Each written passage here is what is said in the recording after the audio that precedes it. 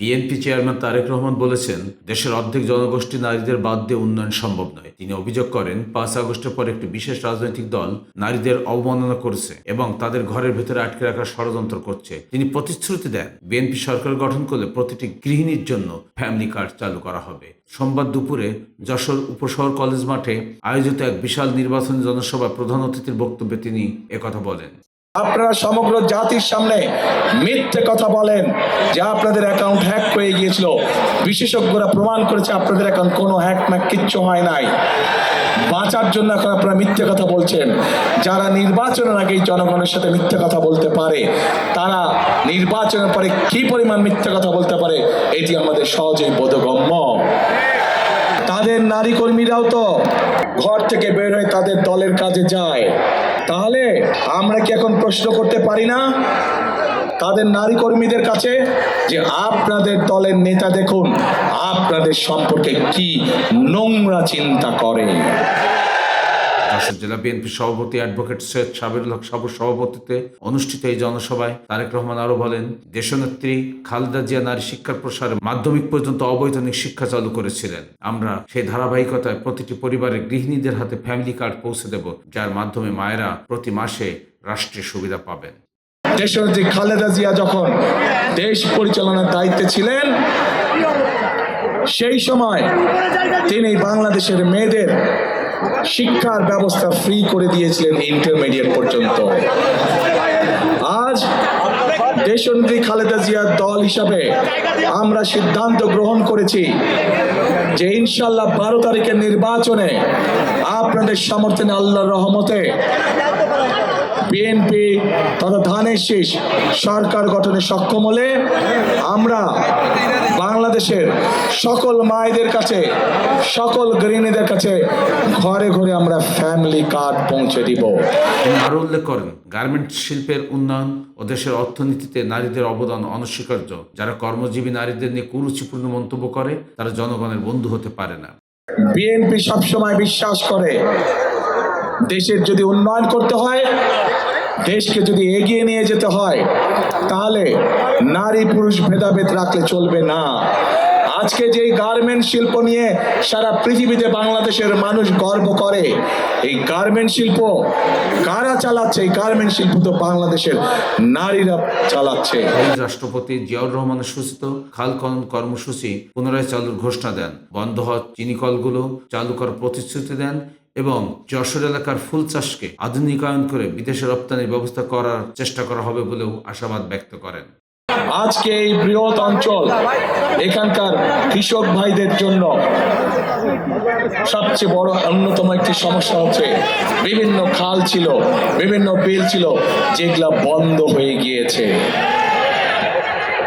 আপনাদের নিশ্চয়ই মনে আছে একটি খাল প্রকল্পের কথা, উলসি খাল, মনে আছে? চিনেন?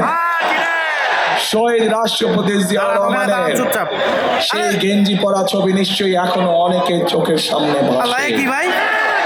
সেদিন উলসি খাল প্রকল্পের মাধ্যমে, উলসি খাল খনন করার মাধ্যমে শুধু উলসি খাল নয়, সারা বাংলাদেশে শহীদ রাষ্ট্রপতি জিয়াউর রহমান এরকম হাজার হাজার খাল খনন করেছিলেন, যার সুবিধা এই দেশের কৃষক ভাইরা পেয়েছে।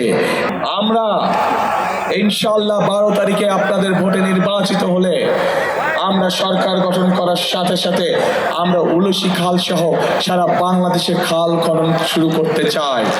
আপনারা কি আছেন আমাদের সাথে খাল খননে? কারা কারা যাবেন আমাদের সাথে খাল খননে?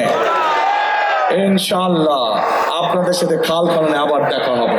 তিনি বলেন, বিএনপি সরকার গঠন করলে বেকারত্ব দূর করতে প্রতিটি এলাকায় ভোকেশনাল ট্রেনিং ইনস্টিটিউট ও আইটি পার্ক নির্মাণ করা হবে। যশোর সহ, ঝিনাইদহ সহ, মাগুরা, মেহেরপুর, চুয়াডাঙ্গার একটি বড় সমস্যা আছে আমাদের তরুণ সমাজের সদস্য, যুব সমাজের সদস্য, অনেক সদস্য আছে শিক্ষিত, কিন্তু তাদের কর্মের সংস্থান নেই।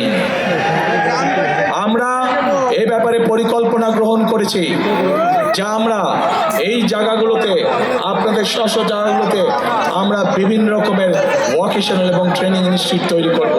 যাতে করে আমরা আমার তরুণ এবং যুব সমাজের সদস্যদেরকে সেখানে ট্রেনিং দেওয়ার মাধ্যমে দেশে তারা ব্যবসা বাণিজ্য করতে পারবে, একই সাথে তারা যদি বিদেশে গেলে কর্মসংস্থানের ব্যবস্থা করতে পারবে, সেভাবে আমরা তাদেরকে গড়ে তুলতে চাই। আগামী 12 তারিখের নির্বাচনকে দেশপ্রেমিক এবং দেশবিরোধী লড়াই হিসাবে উল্লেখ করেন এবং একটি চক্র এনআইডি ও বিকাশ নাম্বার নিয়ে মানুষের ভোটের অধিকার কেড়ে নেওয়ার ষড়যন্ত্র করছে জানিয়ে বলেন, আমরা এমন এক বাংলাদেশ গড়তে চাই যেখানে মুসলমান, হিন্দু, বৌদ্ধ, খ্রিস্টান সবাই শান্তিতে বসবাস করবে, কারণ রাজনীতির গুণগত পরিবর্তনই আমাদের লক্ষ্য। আমরা কষ্টের সাথে খেয়াল করলাম যে একটি রাজনৈতিক দল 5ই আগস্টের পর থেকে এই দেশের অর্ধেক জনগোষ্ঠী অর্থাৎ মা এবং নারীদেরকে তুচ্ছ তাচ্ছিল্য করে কথা বলা শুরু করলো। তারা একটি রাজনৈতিক দল উঠে পড়ে রাখলো কিভাবে মা বোনদেরকে ঘরের ভিতরে আটকে রাখা যায়। একটি রাজনৈতিক দল বিএনপি যেখানে পরিকল্পনা গ্রহণ করেছে যে বাংলাদেশকে যদি সামনের দিকে বাড়াতে হয়, বাংলাদেশকে যদি সামনের দিকে নিয়ে যেতে হয়, তাহলে সমগ্র জনগোষ্ঠীর এই যে অর্ধেক নারী সমাজ, তাদেরকে কখনো পেছনে রেখে সামনে আগানো সম্ভব না। কারণ আমরা বিশ্বাস করি দেশকে পুনর্গঠন করতে হলে, দেশকে গড়ে তুলতে হলে নারী পুরুষ সকলকে একসাথে কাঁধে কাঁধ মিলিয়ে কাজ করতে হবে। এবং একই সাথে যারা দেশের মানুষের সামনে মিথ্যে কথা বলে, সকালে একটা বলে বিকালে আরেকটা বলে, এইভাবে মিথ্যে কথা বলে, যারা দেশের অর্ধেক মানুষকে অপমানিত করে, তাদের বিরুদ্ধে আপনাদেরকে সজাগ থাকতে হবে। জানেন তো তারা কারা? কারা?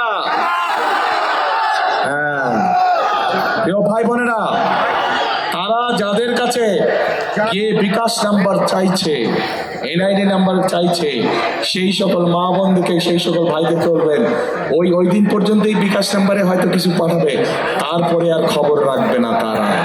এটাই হচ্ছে তাদের ক্যারেক্টার। এ সময় তিনি বৃহত্তর খুলনা ও কুষ্টিয়ার 7টি জেলার ধানের শীষ প্রতীকের 22 প্রার্থীর সঙ্গে সবার পরিচয় করিয়ে দেন। তিনি তাদেরকে জয়যুক্ত করার জন্য সকলের প্রতি উদাত্ত আহ্বান জানান। এদের হাতে আমরা ধানের শীষ তুলে দিয়েছি। 12 তারিখ পর্যন্ত আপনারা এই 22 জনকে খেয়াল রাখবেন। ইনশাল্লাহ 12 তারিখে জিতলে বলে 13 তারিখ থেকে এরা খেয়াল রাখবে আপনার এলাকার উন্নয়ন, এরা খেয়াল রাখবে আপনার সমস্যার সবকিছু ইনশাল্লাহ। বক্তব্যের শেষে তিনি করব কাজ, গড়ব দেশ, সবার আগে বাংলাদেশ স্লোগান দিয়ে উপস্থিত জনতাকে উজ্জীবিত করেন। করব কাজ, গড়ব দেশ, সবার আগে বাংলাদেশ।